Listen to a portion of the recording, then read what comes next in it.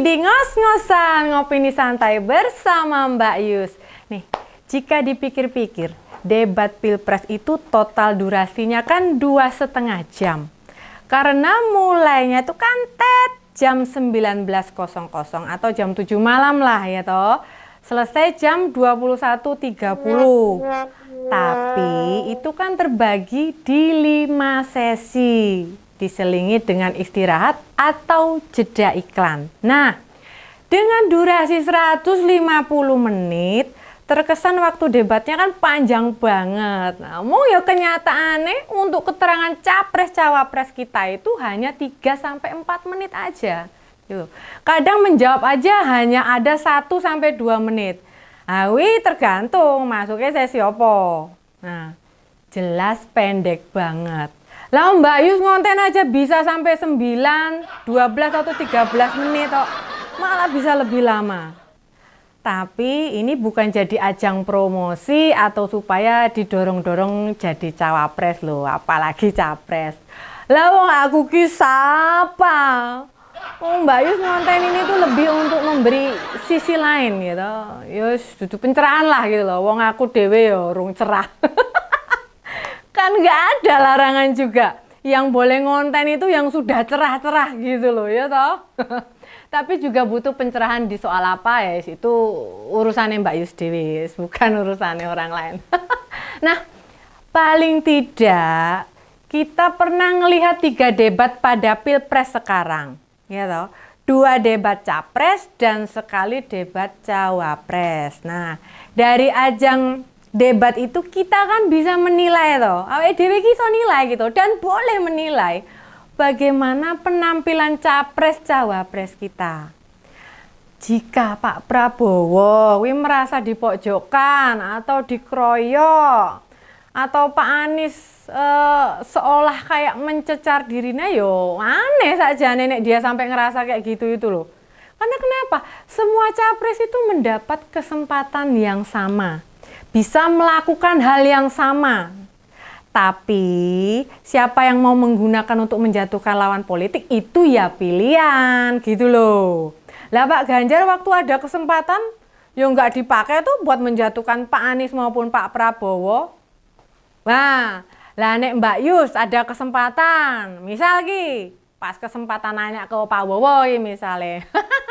Opa omon-omon. Nanyanya nggak usah yang rumit-rumit gitu loh. Contohnya kayak apa enaknya jadi menantu Soeharto? Atau bagaimana rasanya jadi menantu presiden dan punya jabatan petinggi militer?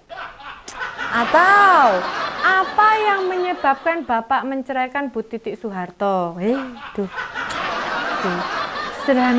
Sesederhana itu nganti blibet ya kan? Ya nggak usah sing rumit-rumit lah lena takon gitu loh. Atau bila topiknya kemarin tentang pertahanan, ya nanya aja, undang-undang nomor berapa yang mengatur soal rahasia negara? Atau pasal berapa di undang-undang nomor berapa rahasia negara itu diatur? Udah lah wes pasti keliengan, keringetan, mata berkunang-kunang, letih lemah lesu. Ternyata bukan karena nggak bisa jawab, tapi gejala kurang darah. Dan pertanyaan itu memang sah, wajar, masih kontekstual untuk diajukan gitu loh. Ini tuh soal kemampuan melontarkan pertanyaan, ya, kejelian menguji lawan debat, menjawab dalam waktu singkat. Jadi opat tidak merasa perlu diserang. Lawong capresmu aja loh, alah capres. Lawong cawapresmu aja loh, ngasih pertanyaan dan perilaku waktu debat pertama dan kedua aja sudah disorot sama KPU dan Bawaslu. Kan mengajukan pertanyaan tentang IKN maupun saat Caimin gak bisa menjawab singkatan itu loh, sing viral, SGIE itu. Itu responnya merendahkan banget. Bilang, maaf pertanyaannya terlalu sulit. Bagi Mbak Yus etikanya 0 gitu loh. Etika itu tidak sekedar bila bertemu menyapa ya kan, bersalaman bungkuk ya kan, namun juga ada cerminan kata-kata. Nah, berdebat itu kayak Pak Ganjar loh. Elegan, tidak suka menjatuhkan secara personal gitu.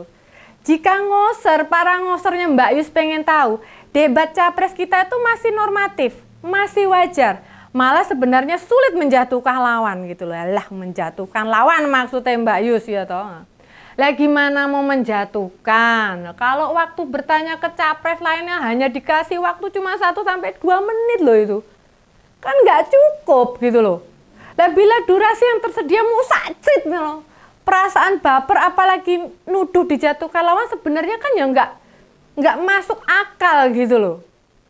Tambah menggelikannya lagi itu yo Pak Jokowi itu ikut bilang debatnya kurang mendidik atau bahasa yang dipakai kurang edukatif.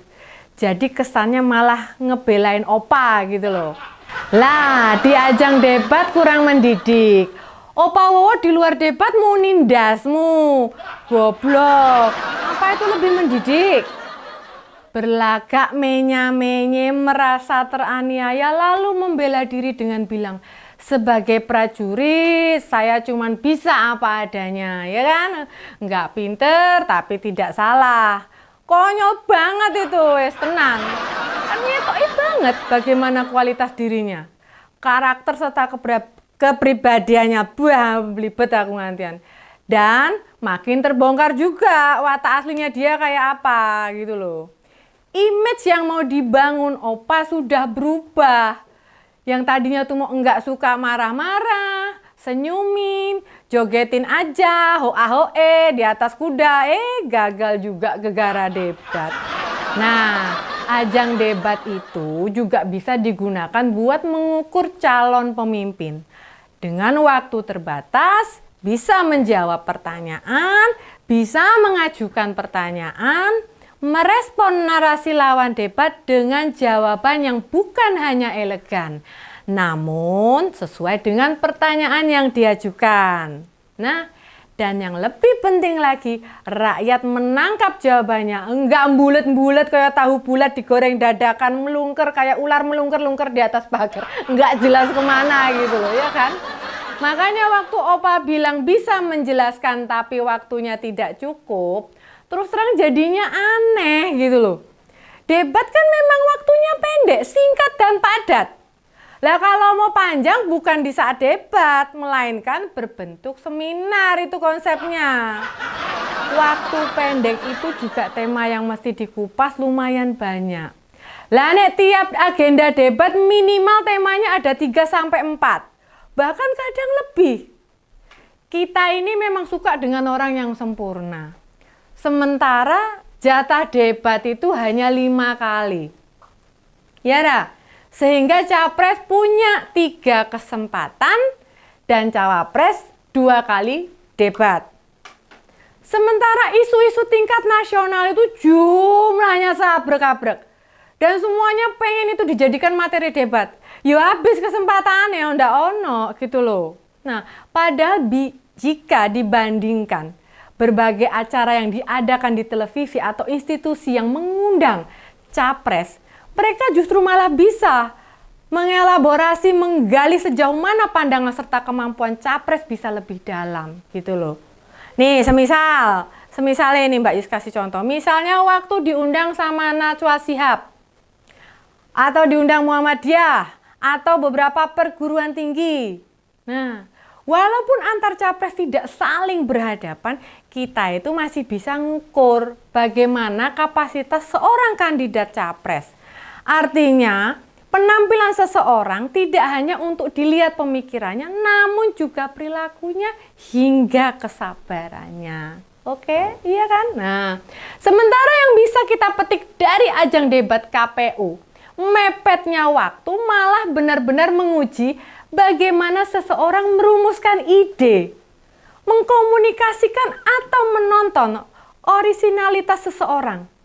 Sehingga bila ada yang suka menyebut gemoy, lucu, suka joget-joget di luar ajang debat, namun pada waktu debat itu semua tidak muncul, ora ketok gitu loh.